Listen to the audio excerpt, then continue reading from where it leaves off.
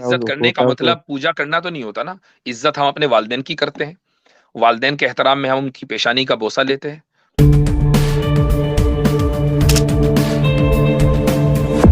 Anonymous, اس کے بعد اسکیپٹک agnostic. السلام علیکم مفتی صاحب. وعلیکم السلام. جی بھائی. جی مفتی صاحب, میں مسلمان ہوں. میرا آپ سے ایک سوال ہے.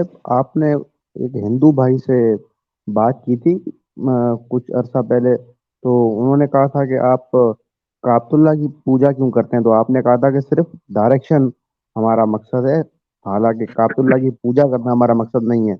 تو یہ ویڈیو میں نے اپنے اسٹیٹس پر لگائی تو کافی دوستوں نے یہ سوال پوچھا کہ اگر کعبے کی پوجا نہیں کرتے تو پھر کعبے کی اتنی عزت کیوں ہے؟ اس کے مطلب غلاف کو چوما جا رہا ہوتا ہے, کعبے کو چوما جا رہا ہوتا ہے, اور حجر اسود کو چوما جا رہا عزت کرنے کا ہوتا ہے. تو مطلب پوجا کرنا تو نہیں ہوتا نا.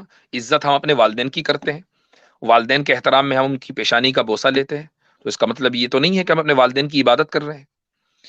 اللہ تعالیٰ کی طرف جو چیز منسوب ہو جاتی ہے وہ چیز قابل احترام ہوتی ہے, چونکہ اللہ تعالیٰ سے زیادہ عزت کسی کی نہیں ہے, اس سے زیادہ احترام کسی کا نہیں ہے. وہ عزت دینے والا بھی ہے اور سب سے زیادہ معزز بھی ہے. تو جو چیز اس کی ہے, جس چیز کا انتساب اس کی طرف ہو گیا, تو پھر اس کا احترام بھی اسی درجے ہوگا. اسی لیے ان چیزوں کو اللہ نہیں کہا جاتا, ان کو شعائر اللہ کہا جاتا ہے. کعبہ اللہ نہیں ہے, کعبہ معبود نہیں ہے, کعبہ شعائر اللہ ہے, میں سے ہے, اللہ کا کے شعاروں میں سے ایک شعار ہے. اور جتنے بھی شعائر ہیں ان کا احترام ہوتا ہے. کیا ہم مسجد کا احترام نہیں کرتے؟ مسجد شاعر کے کا اوپر تو یہ اعتراض نہیں کرتے ہندو حضرات کہ آپ مسجد کی پوجا کیوں کر رہے ہو. ہم تو احترام مسجد کا بھی کرتے ہیں. نہیں, یہ شاعر کا کیا مطلب ہوتا ہے؟ یہ شعار کو آپ کہہ لیں نشانیوں میں سے ایک نشانی, سمبلز کہہ لیں. ہاں, سمبلز کہہ لیں, نشانی کہہ لیں. تو یہ اللہ تعالیٰ کی نشانیوں میں سے جتنی مساجد ہیں, مسجدوں کے مینار ہیں, یہ سارے کے سارے شعار ہیں اللہ تعالیٰ کے. یہ سب اللہ کی نشانیاں ہیں. مسجد دیکھ کے پتہ چلتا ہے کہ یہاں اللہ کا نام لیا جاتا ہے. اچھا, یہ اصل میں انونیمس بھائی, ہندو جو دوست ہیں ہمارے, ان کو اصل میں چونکہ توحید اور شرک کے کانسیپٹ کی اصول نہیں پتا, بیسکس نہیں پتا ہوتی, لہذا وہ اس چیز پہ اعتراض کرتے ہیں. مثال کے طور پر انہوں نے دیکھا کہ اگر کوئی لنگ کو چوم چاٹ رہا ہے, یا یونی کے اوپر دودھ ڈال کر اس کے اوپر بھنگڑے ڈال رہا ہے, یا گدے کے جو ہے نا وہ, یا گائے کو جو ہے چوم چاٹ رہا ہے, تو ان کے ذہن میں یہ چیز آتی ہے کہ چونکہ ہم ان کی پوجا اور ان کو بھگوان اور دیوتا مانتے ہیں, لہذا مسلمان بھی اگر کسی کو چوم چاٹ رہا ہے یا کسی کو پیار احترام کر رہا ہے تو لہذا اس کا مطلب بھی پوجا ہوگی. بھائی, انسان بلی کے بچوں کو بھی پیار کرتے ہیں. میں نے دیکھا ایک بندے نے پرندہ پالا ہوا تھا, وہ اس سے بھی پیار کر رہا ہے. محبت کا اظہار اور ہے, پوجا پاٹ اور ہے.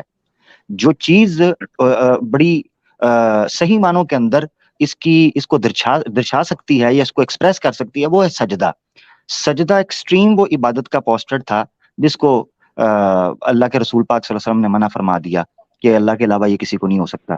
تو اس کے علاوہ آپ کے ذہن کے اندر کسی کے سامنے محبت کرنا, کسی سے چاہت کا اظہار کرنا, یہ ڈیپینڈ کرتا ہے کہ آپ اس کی پوجا کر رہے ہیں یا آپ اس کا ادب اور احترام کرتے ہیں یا آپ اس کا تقدس کرتے ہیں. سمپل. اس میں فرق اس طرح بھی کیا جا سکتا ہے کہ جتنے بھی ہندو حضرات چیزوں کو چومتے چاٹتے ہیں, وہ نہ صرف یہ کہ ان چیزوں کا احترام کرتے ہیں بلکہ ان سے مانگتے بھی ہیں. اچھا, مسلمان اگر کعبے کا احترام کر رہا ہے اور اس کے پردے کو چوم رہا ہے تو اس کے پردے یا کعبے سے کبھی نہیں مانگے گا, مانگے گا وہ اللہ ہی سے. اس کا مطلب یہ ہے کہ کعبے کو چومنا یہ اس کا احترام میں ہے, اس کی عبادت میں نہیں ہے. ثناء اللہ امرتسری صاحب نے نا اس کا ایک بڑا پیارا جواب تفسیر ثنائی کے اندر بھی لکھا ہے کہ جہاں یہ اعتراض کیا جاتا ہے غیر مسلموں کی طرف سے پوجا, وہ کہتے ہیں مسلمانوں کی عبادت ہے نا نماز, صلاۃ جسے کہتے ہیں, پوری کی پوری پڑھ جو فکس اس کی کتاب ملتی ہے, ٹھیک ہے نا, بکس تو PDF میں مل جائے گی. کسی ایک جگہ پر بھی نہ حجر اسود, نہ خانہ کعبہ کا پردہ, نہ خود خانہ کعبہ, ان کا نام ہی نہیں ہے. نمبر 1. نمبر 2, کسی جگہ پر بھی نہ ان کو پکارا گیا ہے نہ ان سے مانگا گیا ہے. تو شرک کہاں سے ہوا؟ فَلْيَعْبُدُوا رَبَّ هَذَا الْبَيْتِ, اس گھر کے رب کی عبادت ہوگی.